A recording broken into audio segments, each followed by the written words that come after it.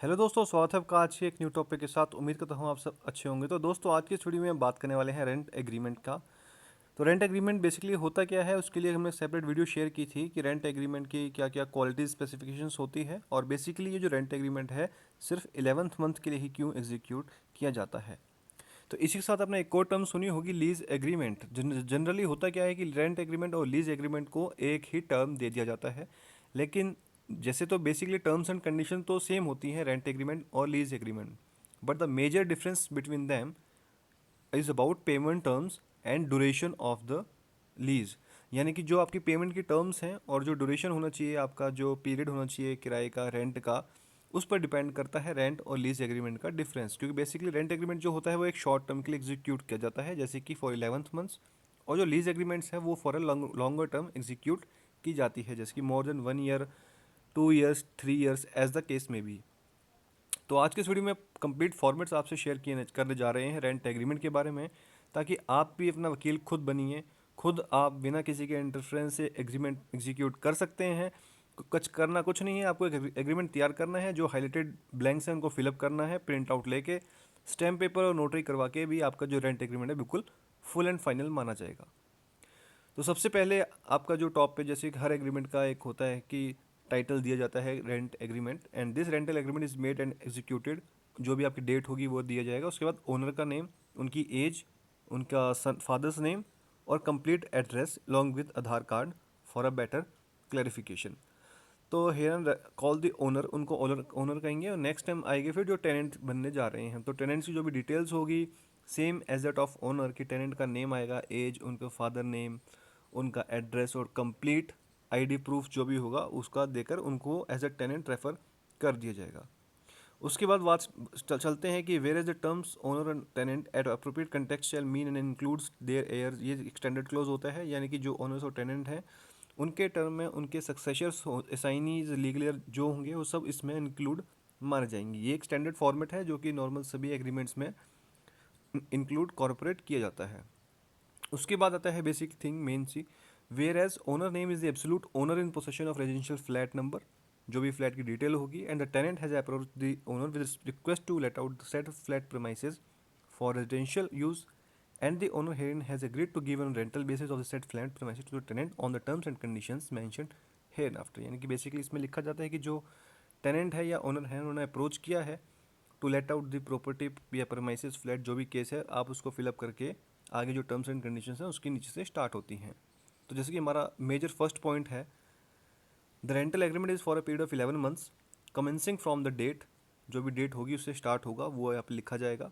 और जो आगे ये स्टैंडर्ड लाइन्स हैं, दिस एग्रीमेंट में be renewed for next 11 months and the sole discretion of mutual agreement and subject to 5% increase as the case में भी। यानी कि जो इस एग्रीमेंट को हम फर्दर एग्जीक्यूट भी कर सकते हैं नेक्स्ट 11 मंथ्स के लिए, और जो भी रेंट में इंक्रीज होगा 5%, 10%, वो सब मेंशन कर दिया जाएगा। नेक्स्ट क्लॉज है, जो अमाउंट होगा मंथली रेंट होगा, the tenant is agreed and shall pay to the owner monthly rent of ₹20,000 excluding the maintenance owner before 5th day of every month. यानी कि जो टेनेंट को ये फिक्स अमाउंट है पे कर दिया जाएगा, कौन सी डेट को किया जाएगा वो भी मेंशन हो जाएगा। और उसके बाद आती है मेंटेनेंस की। जनरली ये तो ऑफिशियल पर्पज से किया जाता है, तो इसीलिए अगर आप बेसिकली लेट आउट के लिए, रेंट के लिए कर रहे हैं, तो इस क्लॉज नंबर 3 को आप एक्सक्लूड कर सकते हैं। नाउ बात आती है सिक्योरिटी डिपॉजिट की। Tenant shall pay a sum of rupees within dash as security deposit in the presence of undersigned two witnesses, which shall be refunded without any interest. Therefore, upon expiry of the agreement of tenant vacating, handing over back the premises to the owner after deducting the areas of rent, electricity, damage charges due if any। यानी कि basically जो भी security deposit होगी वो उसको refunded कर दी जाएगी बिना किसी इंटरेस्ट के, जब भी एग्रीमेंट का जो होगा एक्सपायर होने वाला होगा, या फिर जब भी किसको बिना किसी टाइम एक्सपायर होने से पहले अगर किया जा रहा है तो उसके लिए एक नोटिस देना होगा। तो जो भी ड्यूज़ होंगे आपके रेंट के, बिजली के, पानी के, उन सबको चार्ज करने के बाद जो अमाउंट बचेगा वो सिक्योरिटी डिपॉजिट को रिफंडेड कर दिया जाएगा। उसके बाद आती है बात 5th पॉइंट पे, monthly rent and security deposit shall be paid to the following bank account. यानी कि जो भी रेंट होगा या डिपॉजिट होगी, ओनर की बैंक डिटेल्स आ जाएगी। अगर कैश में है तो कैश में आ जाएगा, लेकिन बेसिकली अकाउंट ट्रांजेक्शन बेटर रहता है to show in case of any dispute.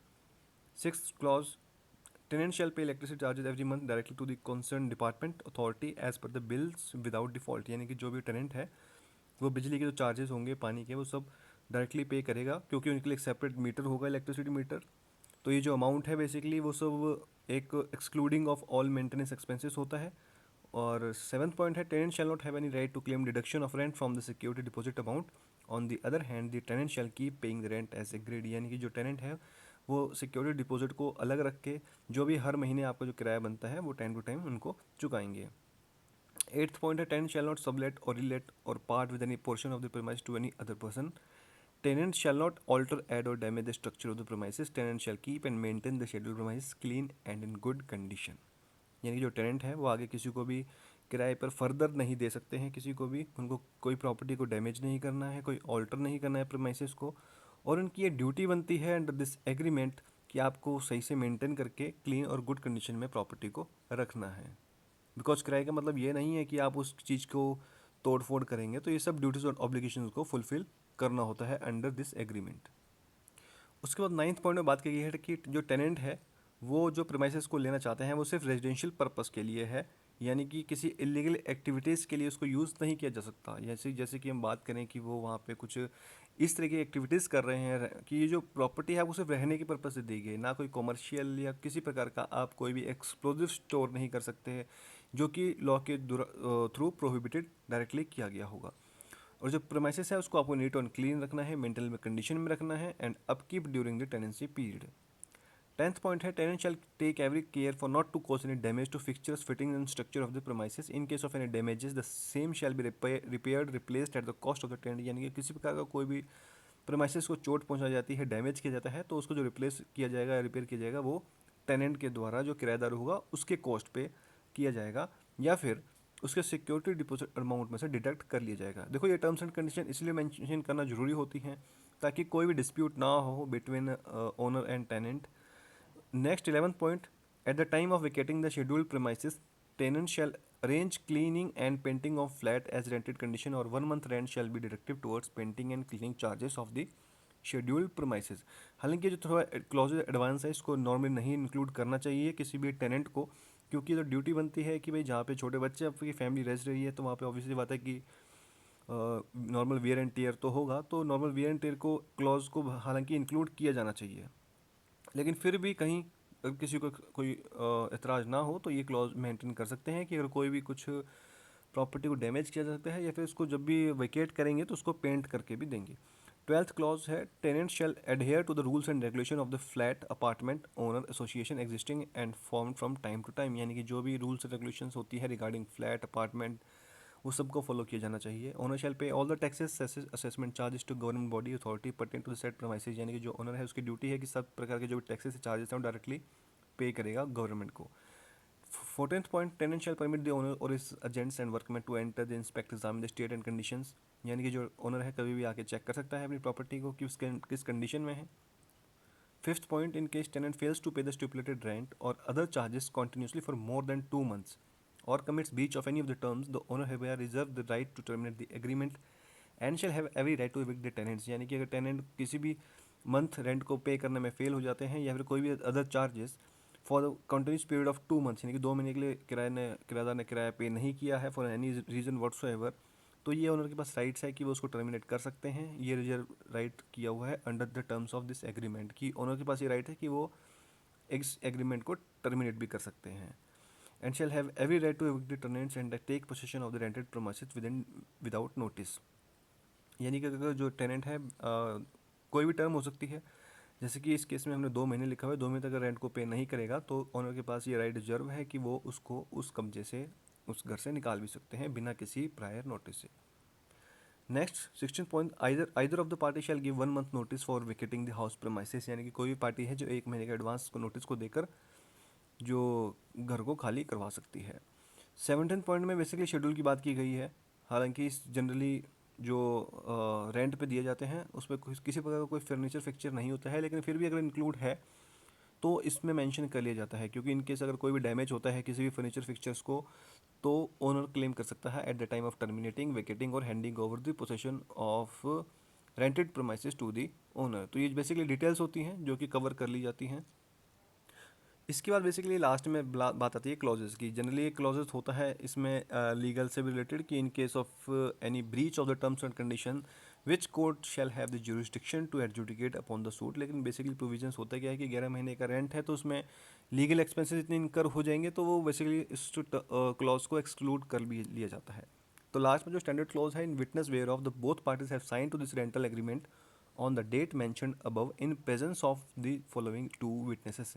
यानी कि लेफ्ट हैंड साइड में आप ओनर का नेम और राइट हैंड साइड में जो टेनेंट है उनका नाम आ जाएगा, उनके दोनों के सिग्नेचर आ जाएंगे और लास्ट में दोनों के विटनेसेस के दो कोई भी विटनेस होंगे जो उनकी इनके प्रेजेंस में साइन करके उस चीज़ को वेरीफाई कर देंगे, ताकि इन केस ऑफ एनी कोई भी डिस्प्यूट होता है तो इन विटनेस के पास के जाके भी उस मामले को सुलझाया जा सकता है।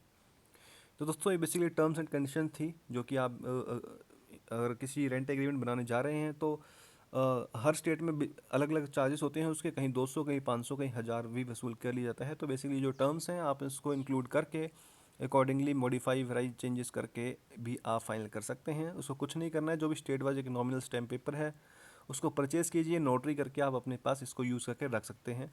और अगर आप इसकी वीडियो देखना चाहते हैं कि कोई भी जो रेंट एग्रीमेंट 11 महीने का क्यों होता है तो उसका जो है वो आई बटन में लिंक दिया गया है, आप जाके चेक कर सकते हैं। और इसी तरह की वीडियोज़ को पाने के लिए हमारे चैनल को सब्सक्राइब कीजिए। अगर चैनल पर नए हैं तो लाइक और शेयर कीजिए। मिलते हैं आपको जल्दी एक न्यू टॉपिक और फॉर्मेट के साथ। Thanks for watching this video.